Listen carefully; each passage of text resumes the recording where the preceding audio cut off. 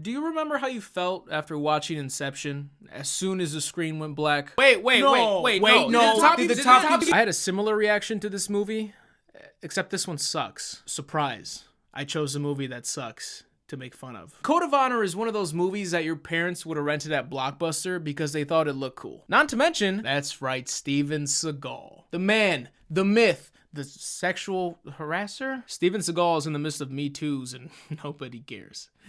Okay. Steven Seagal! The Aikido black belt that stormed the big screen in the late 80s. He was like Jean-Claude Van Damme, but not as cool. He was like Jackie Chan, but far less talented. He was like Wesley Snipes, without the tax evasion. Steven Seagal starred in the most terribly titled action movies such as Above the Law, A Dangerous Man, Hard to Kill, Contract to Kill, Driven to Kill, Out for a Kill, Please Kill Me. Steven Seagal! I think you guys get the point, right? If you don't know who Steven Seagal is, or know very little, that's fine. I mean, I honestly don't know a lot about him. I was too young to watch him in his heyday. So I went to go watch a 6-minute fight scene compilation on YouTube, and now I know everything about Steven Seagal. Money now and a lot more when I get in that office. I can take that to the bank.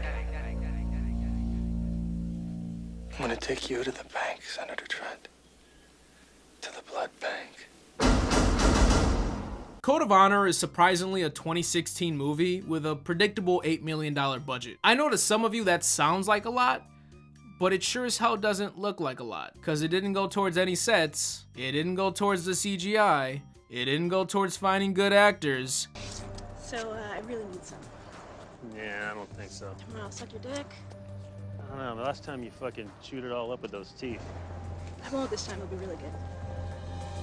It probably all went to Steven Seagal, I would assume. It's the only way I can justify what I just saw. I mentioned I was a bit perplexed when the movie ended.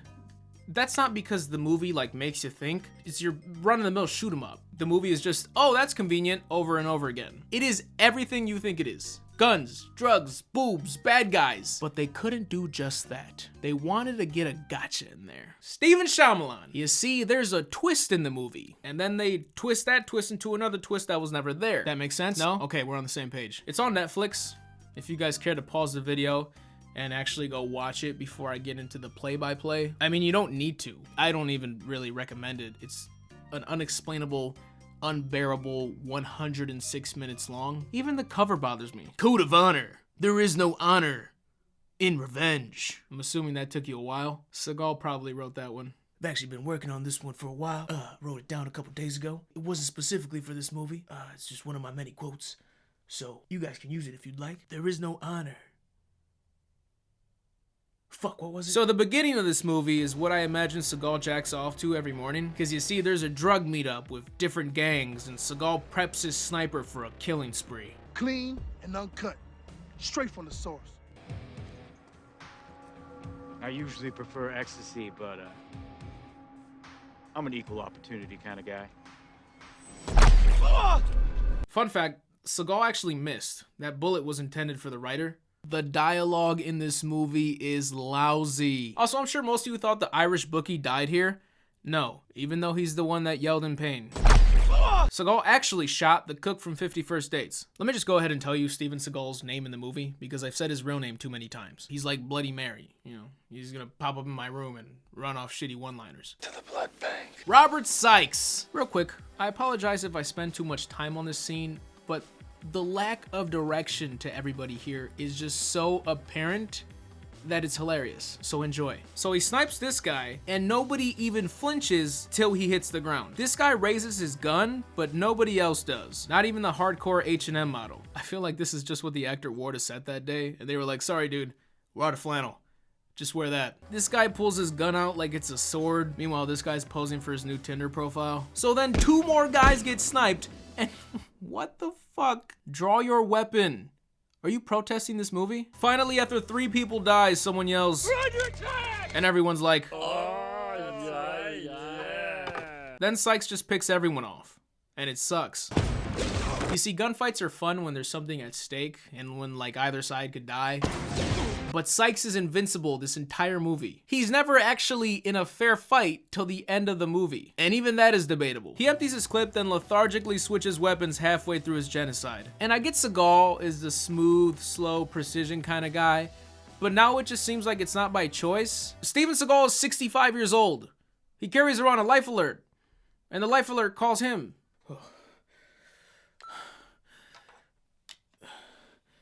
You rang. The amazing thing here isn't that Sykes kills everyone. It's not even that only one person attempted to run away from a sniper with a clear advantage. It's that nobody on the ground reloads once. Sykes continues to blow up a car fleeing and then rappels down the tower to slice a guy open. Both of which didn't need to happen. The movie is basically a Freddie W. skit from 2010. And even though Sykes appears absolutely merciless, he blows this guy's hand off, but lets him live. They later explain it's because he used to be special forces and he's trained to leave a survivor to scare everyone else against retaliating, even though I think that is plenty to scare people into not fucking with you. And now we get introduced to the actual main characters of the movie. That's right, there is one name on the movie cover, and that one name probably has the smallest share of screen time. So they're at the scene of the crime, and I just want to point out this random helicopter shot that is 100% not there on set, and that also stops halfway through its descent. They can't even pay the guy to land. Morning, Captain. With all this media circus, is it? What the hell happened here? Drug deal gone wrong? Very wrong. Detective Peterson decides to check out the tower, coming up here with his gun drawn when he runs into Special Agent Porter. After some talking, it appears that Porter knows that Sykes is behind this. They fade to black. Gross. The bad guy boss is Vincent Romano. His henchmen are a Monday Night Raw reject. Where's the money, X? You keep telling yourself that, Undertaker. And Tony Stark plays John Leguizamo. You gotta let that one sink in. It makes sense. And funny enough, speaking of John Leguizamo, what did Steven Seagal do to you? We were in rehearsals for Executive Decision, and we come in for rehearsals, and he comes in, I'm in command. What I say is law. Anybody doesn't agree? And I was like, I started cracking up because he sounded like a retard, and he came up and he taekwondo'd my ass against the brick wall. He went, he's 6'5" and caught me off guard, knocked all the air at me. I was like, right. Why? What I really wanted to say is how big and fat he is, how he runs like a girl, because he does. But I didn't, because all I could say was, why? You could actually find a lot of people telling odd stories about Steven Seagal, as well as plenty of exposés on the guy. All the evidence shown kind of saying, hey, this guy's a fucking sociopath, and kind of a cunt. This is from, and correct me if I'm wrong, I think this is your first red carpet premiere. It is my first. Under Siege 2. That's Steven Seagal. Is there anything he said during the shooting that sticks out for you? My favorite was at the last day of filming, and again, I had just turned 16 on this movie, and he said, you know, Katie, I've got girlfriends your age, and I said, isn't that illegal? And he said, they don't seem to mind, and I said, Mom!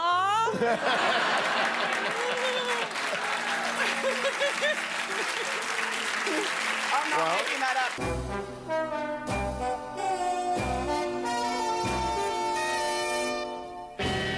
Can we stop casting him? Thanks. Agent Porter goes back to his hotel, and it's here that we see that he's a drunk who had a family, and look at how subtle this is. Oh man, my family from Getty Images always gets me. Still my mitt that we played catch with. Moreover, the crime scene is literally... He's even got his mitt in the picture. The next scene was the breaking point for me. Honestly, it took 15 minutes to break me. It's 2 minutes of Sykes in a strip club, and everything is in slow motion. 2 minutes! And nothing happens! That's it! We meet Blonde. Blonde has son. Son gets sick. Blonde leaves. Another minute of slow motion stripping. Sykes leaves bomb. Slow motion. Boom. By the way, I should probably take the time to point out the very odd sound design, mixing, the asshole dragging and dropping the sound effects. He has nothing to work with. The footage doesn't work with the sounds they want to incorporate. Prime example.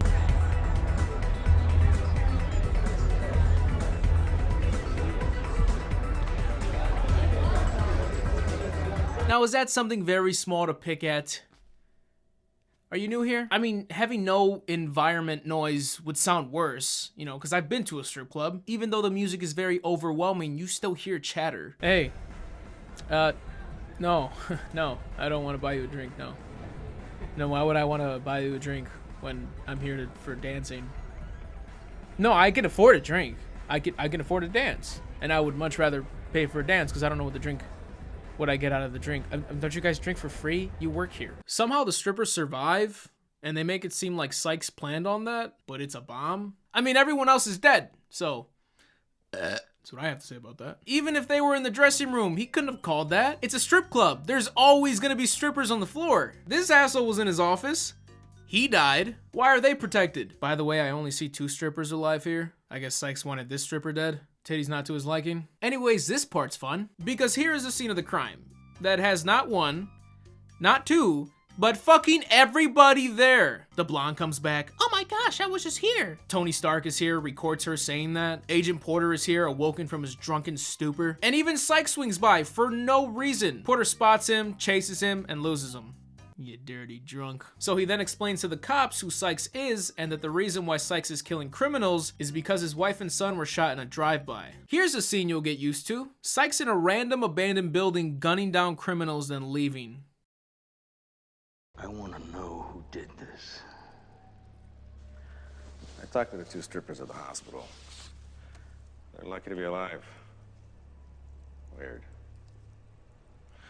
But it was bad dialogue to begin with, right?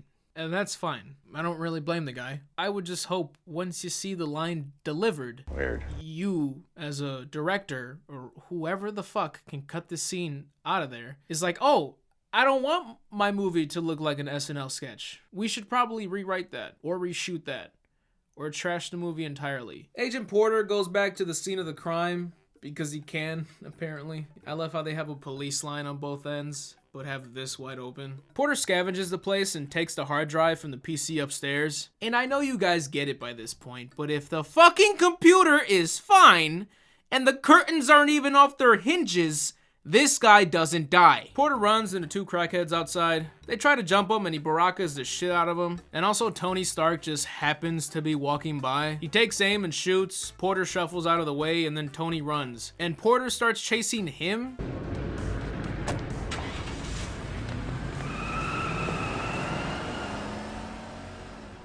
That doesn't make any goddamn sense. And welcome back to Sykes has keys to everywhere in the city because he's holed up in a bunker conveniently placed across from his next target, a random pimp.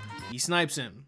Bang, bang, bang. Also, this girl doesn't run. She just automatically assumes she's not in danger because she runs back for the money after he's shot. Tee-hee, we have humor in our movie. This looks like a Vice City cutscene. Fuck off. Tommy, I need some help here. So Blonde wants to leave with her son, but she's a person of interest for the bad guys, even though I don't see why she's any help at all. Seriously, I don't get how she's supposed to help. Oh, there was a guy with glasses and a trench coat. He did it. Also, I can't take your boss seriously if he sends a cripple to lead a kidnapping. You going on a little trip? Just a weekend getaway. But it's not the weekend yet.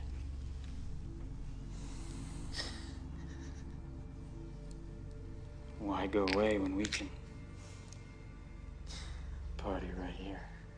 Is every criminal rapey? I find it weird that people always write in some rapey shit for bad guys in movies. Sure, they're robbers, murderers, drug dealers, but maybe they respect women.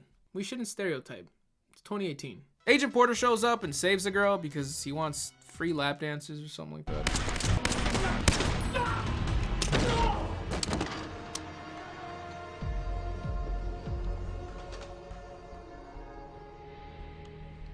Are there any more? You just John Wick the whole room with Spidey senses. You don't know if there's any more? Are there any more? You're getting sick of your shit, Porter. Now this next part might be the best part of the movie. So they leave her house, walk into the alley, and more bad guys show up. Porter thinks he can handle these guys, but oh shit! My dude's got a submachine gun. It's game over.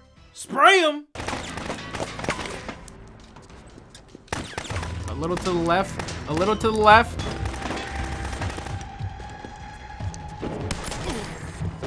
These are the henchmen of the biggest crime boss? This guy looks like a Postmates driver. You ordered crab ragoon?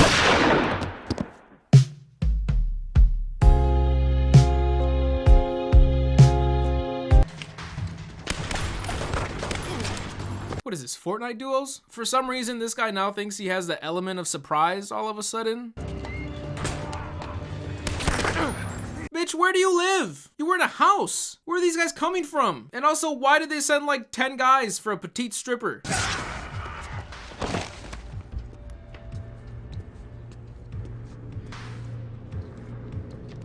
Yeah, no. He was in the house, and it looks like his ass just got up, meaning he should be coming out of the back door, not over there. Also, the girl ran over there. She should have ran into him. He has a gun. She should be dead.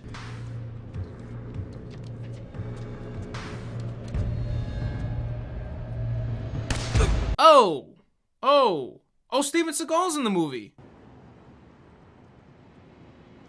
What's wrong with you, man? You're slipping. But you can't check your 6. Oh, Steven Seagal's in the movie. Does anyone know what Steven Seagal is? Because his accent threw me the fuck off when I first heard it. Because like I said, I've never watched Steven Seagal. So when I heard him deliver that first line, that was the first time I've ever heard Steven Seagal talk. What's wrong with you, man? You're slipping. But you can't check your 6. What's the matter, man? You slipping? Well, you can't check your 6? Oh my god. Look at these Steven Seagal quotes. I am hoping that I can be known as a great writer and actor someday, rather than a sex symbol. Tomorrow, midnight, Devil's Garden, come alone. Anyone else see that edit? Or was that just me? Come alone.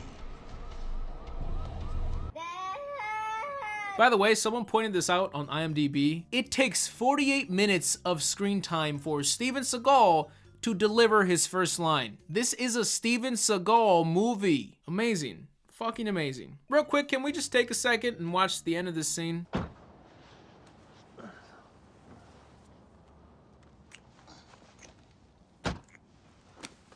Mr. Mayor, your wife's holding on line 2.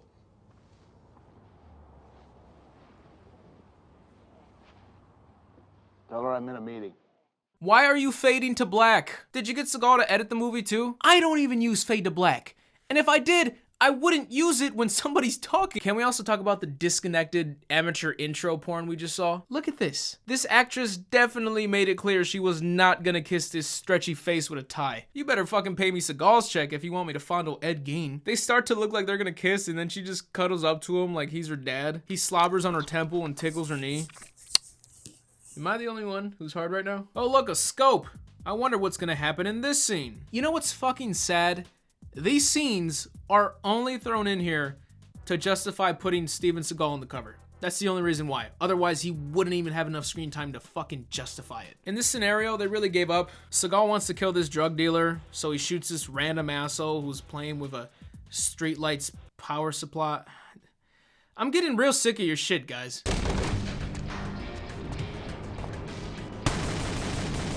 Oh! Sykes! You just killing junkies now? What'd they do? He's a victim, bro. Wait, he's got an emoji shirt. Yeah, no, actually, okay, it's fine. And just like the last one we saw, we gotta have that comedic ending. She has blood on her and she's smoking crystal meth. Grandma. Blonde brings her son to Porter's hotel because she's scared of an organized crime syndicate. Fucking pussy. You're just gonna let your son sleep in this alcoholic's bed? He just killed like 12 people. Probably furiously masturbates to that picture of his wife every night.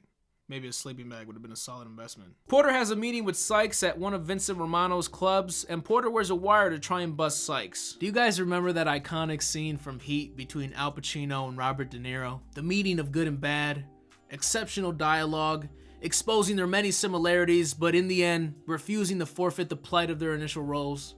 It's good shit. This is nothing like that. This is Steven Seagal struggles to make eye contact for 5 minutes. Sykes basically shits on Porter the whole time, talking about how he was a horrible husband and father. Porter calls in the cops, but Sykes is fucking Inspector Gadget and has a jamming device, so the wire doesn't work. Sykes stands up, Porter pulls a strap, and Sykes threatens Porter with a bomb under his seat. But for some reason, Sykes looks straight ahead through all of his dialogue. I don't know if it's because Sykes is supposed to be too cool to look at him while he tells him he's fucked, or if they just forgot to tell Seagal the other guy isn't standing up. So yeah, if Porter stands up, the bomb under his chair goes off. So, obviously, this is perfect timing for a shootout! Oh, here comes the bad guys. It's over for you, boy. That's right, pull that trigger. No, let's put it on his head before we shoot. Kill him! Oh, were we not supposed to do that beforehand? Now everybody's directions have changed. God, where are all the bullets going? Aren't they aiming at the guy? We're all... Oh, now they're there. Okay, got it. They need... Oh, man. It sucks that our aim is so good that we're aiming at the guy in front of you. All right, get off me. I don't need cover anymore. Oh, whoa, shit. This guy's ballsy. Oh, yeah. I had a knife. That was my plan this whole time. Oh, yeah, that's what you get. Oh, wow. Oh, my gosh, dude. Your steady aim is horrible. Scope in. What are you doing? Use the iron sights. That's why they're there. Oh, I've seen all my men die before me. Now I will come out with an assault rifle and have worse aim than them. Dog, just scoot up. You're clearly not afraid of this guy. Just scoot up a little more. It's free. Oh, I got him in his hand. So I don't need this shit anymore. Let me take out my much more or less effective pistol and still shoot from the hip. Dog! They try to make it seem as if just because Porter's ass is touching the seat, the bomb won't go off. Even though that makes no sense because it sounds like it's triggered by lack of pressure, which is exactly what it would be experiencing when the chair is on its side. Romano's arrested and wow, there's no bomb? Who saw that coming besides little babies who are deaf and blind with no Netflix account? Here's the problem with this movie. Every scene has like 9 things I can make fun of. Other movies I've covered, they stink. They do. But at least they have bland scenes that I can just completely skip over. But I really struggled to do that here because this movie is a persnickety person's field day. So they got Romano, now they have to transport him to DA, whatever that is. And this entire department, well aware of the fact that there is a vigilante attempting to assassinate every criminal in town, refuses to discreetly transport their biggest... So before we get to the big twist that I'm pretty sure a lot of you can call out by now, this asshole and his cameraman get baited into meeting Sykes for an interview. And hey look, Steven Seagal is sitting down. I'm tired.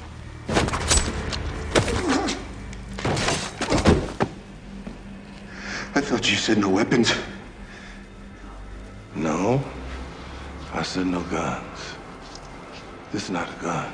I thought you said no weapons. I'll take that shit. No. I said no gun. This is not a gun. Shit! God damn it! I want to see this shit right now! Porter calls the cop guy, telling him the mayor is the next target. They trace the call, and finally, we get our twist. Apparently, the FBI notifies the cops there's no Agent Porter with the FBI. So they receive the files of Sykes and Porter from Special Forces, and Sykes is presumed dead. And Porter was discharged soon after Sykes' death for being a dickhead drunk. And I know what you're thinking. This already sounds stupid. Oh, but wait! Cue the Saw music. Oh, he was smoking a cigar, which is what he initially picked up on the water tower. Oh, they both had a wife and child. Oh, they couldn't see Sykes on camera in the club. Maybe there never was a jamming device. Maybe Porter just turned off his wire. Wait a minute, so you're telling me you never even saw Sykes in the strip club? Oh my god. Porter is Sykes. What? So the movie, playing to the twist, shows a shadow killing the mayor. You know, you're not supposed to know who the guy is, even though you kinda can tell. So they do that whole twist, and then this scene happens. You never remember to look behind you either.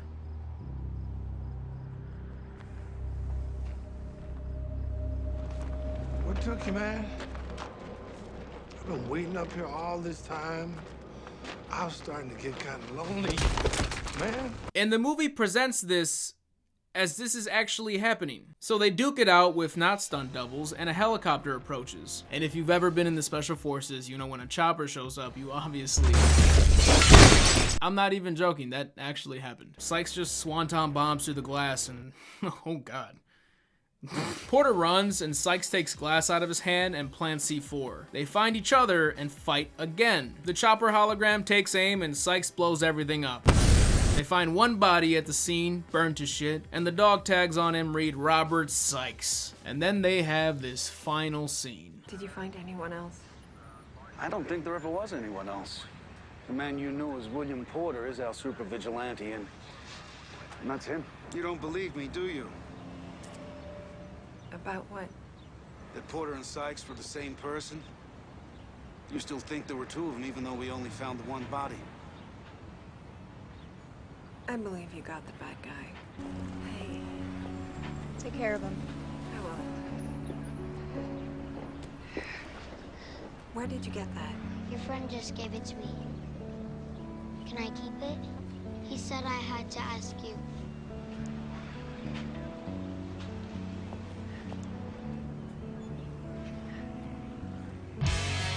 Now let me name off the 12 things wrong with that. Oh, so we're just gonna act like this cop wasn't with the kid the whole time, and there was literally no way Porter could pull this off? There's really not another camera in this club? No eyewitnesses who remembered this guy sitting alone?